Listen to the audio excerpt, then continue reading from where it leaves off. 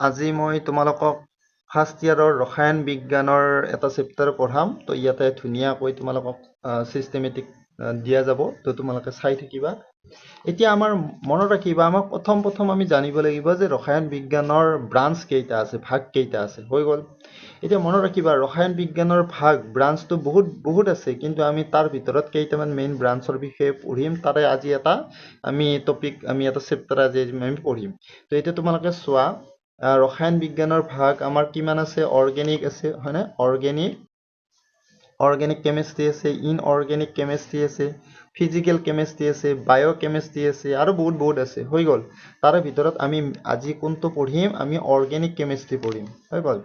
এতিয়া তোমালোকে মনত ৰাখিবা যে আমাৰ অৰ্গেনিক কেমিষ্ট্ৰিত আমি কি পঢ়িম? তোমালোকে চোৱা, কাৰ্বন, এই যিটো কাৰ্বন মৌল আছে, এই কাৰ্বন মৌলটোই hydrogen, oxygen, nitrogen, sulphur, phosphorus আৰু হেলোজেন এই মৌল কেইটাৰ পৰমাণুৰ সৈতে সহযোজী বান্ধনি গঠন কৰিব পাৰে। মানে এই কাৰ্বন পৰমাণুটোৱে কি কৰিব পাৰে? এই মৌলবিলাকৰ লগত সহযোজী বান্ধনি গঠন কৰি কিছুমান যৌগ উৎপন্ন কৰে, আৰু সেই যৌগবিলাকৰ অধ্যয়নটো আমি জৈৱ ৰসায়নৰ অন্তৰ্গত বুলি আমি ধৰি ল'ম। হৈ গ'ল।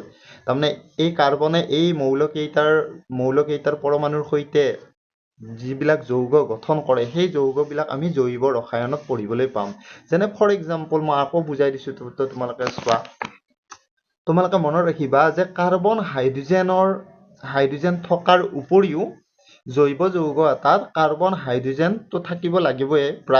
প্ৰায় কাৰ্বন হাইড্ৰোজেনটো কম্পালচৰি বুলিয়ে তোমালোকে ধৰি লোৱা। হৈ গ'ল যে কাৰ্বন হাইড্ৰোজেন থকাৰ উপৰিও এইকেইটা মৌলও জৈৱ যৌগত থাকিব পাৰে। হৈ গ'ল। এতিয়া মেইনলি জেনেৰেলি কোনটোতে থাকিব লাগে? কাৰ্বন হাইড্ৰোজেন থাকিব লাগে প্ৰায়। ঠিক আছে। এতিয়া তোমালোকে চোৱা, এই ইয়াত উদাহৰণ কেইটামান দিছো। প্ৰথমটো আমি কি দিছো? মিথেন দিছো। হৈ গ'ল। মিথেন মানে কি? CH4। এতিয়া তোমালোকে এই যৌগটোত চোৱা, কি আছে? এই যৌগটোত, মিথেন যৌগটোত কাৰ্বন আছে আৰু কি আছে? হাইড্ৰোজেন আছে। তো এতিয়া আমি কি বুজি পালো? যে যিবিলাক যৌগত কাৰ্বন হাইড্ৰোজেন থাকে, সেইবিলাক যৌগক আমি কি বুলি ক'ম? সেইবিলাক যৌগক ক'ম আমি জৈৱ যৌগ বুলি ক'ম। হৈ গ'ল। আৰু কাৰ্বন হাইড্ৰোজেন থকাৰ উপৰি বেলেগো থাকিব পাৰে, কিন্তু কাৰ্বন হাইড্ৰোজেন প্ৰায় থাকিবই লাগে আৰু। তো তলৰ যৌগটোও চোৱা তোমালোকে, তাতো কি পাবা? যে কাৰ্বন হাইড্ৰোজেনে আছে, তাৰমানে সিও এটা জৈৱ যৌগ। হৈ গ'ল। তো এতিয়া আমি জৈৱ যৌগ মানে কি? এতিয়া জৈৱ যৌগবিলাকৰ অধ্যয়নকে আমি জৈৱ ৰসায়ন বুলি ক'ম। তো এতিয়া জৈৱ যৌগ এটাত কোন দুটা মৌল থাকিব লাগে? কাৰ্বন হাইড্ৰোজেন থাকিব লাগে। লগত কাৰ্বন হাইড্ৰোজেনৰ উপৰিও এইকেইটা মৌল, যিকেইটা মৌল মই আস্থানি দিলো, এইকেইটা মৌলও থাকিব পাৰে। হৈ গ'ল। আৰু নাথাকিব পাৰে, থাকিব পাৰে। তো এতিয়া নেক্সট পেজলৈকে ব'লা তোমালোকে।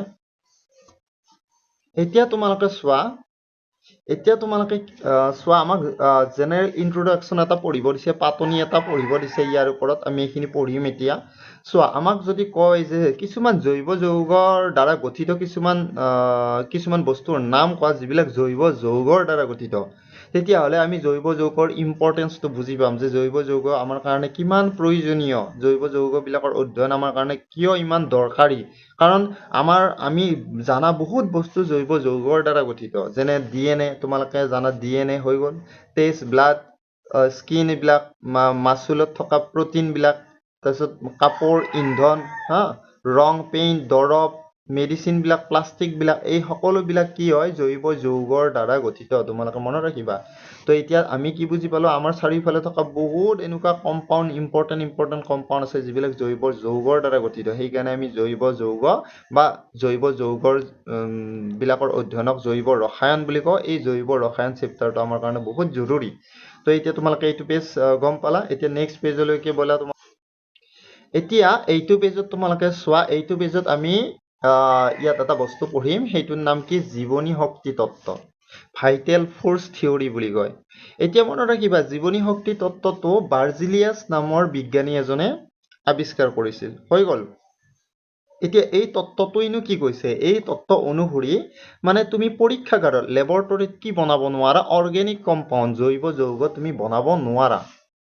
এই বাৰ্জেলিয়াছে যিটো তত্ত্ব দিছে, সেই তত্ত্ব অনুসৰি তুমি পৰীক্ষাগাৰত, লেবৰেটৰীত তুমি কি বস্তু বনাব নোৱাৰা? জৈৱ যৌগ তুমি বনাব নোৱাৰা কিন্তু এই তত্ত্বটো পিছত ভুল বুলি এজন সাইন্টিষ্টে প্ৰমাণ কৰি দেখুৱাইছিল যে বাৰ্জিলিয়াছে যিটো তত্ত্ব দিছিল এই তত্ত্বটো ভুল হয় সেইটো তেওঁলোকে সেই সাইন্টিষ্টজনৰ নাম কি হয় মই অলপ পিছতে কৈ আছো তোমালোকে এতিয়া বাৰ্জিলিয়াছৰ তত্ত্বটো বুজি পালা জীৱনী শক্তি তত্ত্বটো বুজি পালা জীৱনী শক্তি তত্ত্বটো বাৰ্জিলিয়াছে আগবঢ়াইছিল আৰু এই তত্ত্ব অনুসৰি আমি কি বুজি পালো যে পৰীক্ষাগাৰত জৈৱ যৌগ নামৰ যিটো যৌগবিলাক আছে সেইবিলাক পৰীক্ষাগাৰত বনাব নোৱাৰি কিন্তু এই তত্ত্বটো শুদ্ধ নহয় কাৰণ এই তত্ত্বটো ভুল বুলি পিছত ৱফলাৰ নামৰ এজন সাইন্টিষ্টে তোমালোকৰ প্ৰমাণ কৰি দেখুৱাইছিল এতিয়া সেই সাইন্টিষ্টজনৰ বিষয়ে আমি পঢ়ো তো এতিয়া তোমালোকে চোৱা 1828 চনত ৱফলাৰ নামৰ এজন সাইন্টিষ্টে কি কৰিছিল পৰীক্ষাগাৰত লেবৰেটৰীত এমনিয়াম চায়ানেট এটা অজৈব যৌগ দেই সেই অজৈব যৌগটোৰ পৰা